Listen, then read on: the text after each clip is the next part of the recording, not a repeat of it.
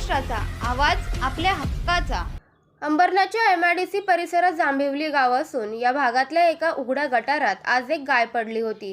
ही बाब लक्षात येताच गोरक्षक संदेश सिसवे आणि त्याच्या सहकार्यांनी या गायीला दोरी बांधून गटाराच्या बाहेर काढलं आणि तिचा जीव वाचवला।